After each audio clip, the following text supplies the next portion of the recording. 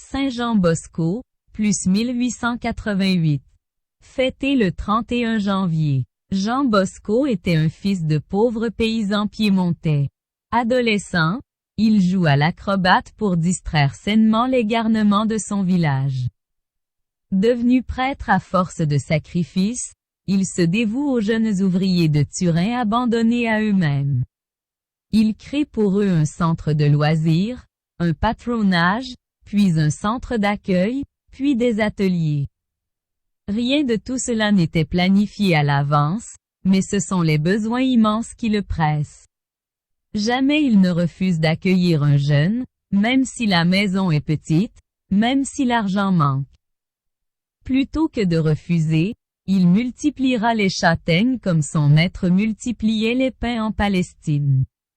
Sa confiance absolue en la Providence n'est jamais déçue. Ses enfants seront bientôt des centaines et tous se feraient couper en morceaux pour Don Bosco.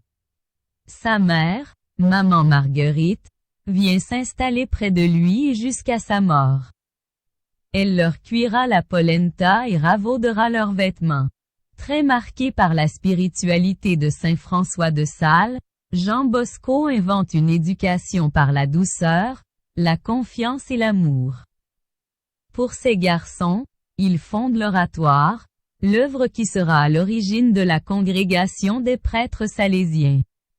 Pour les filles, il fonde la congrégation de Marie Auxiliatrice. Don Bosco mourra, épuisé.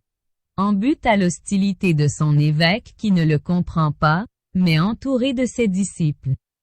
Citation. Pas d'agitation dans notre cœur, pas de mépris dans nos regards, pas d'injures sur nos lèvres.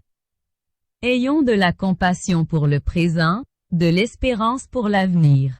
Alors vous serez de vrais pères et vous accomplirez un véritable amendement. Un texte de Saint Jean Bosco.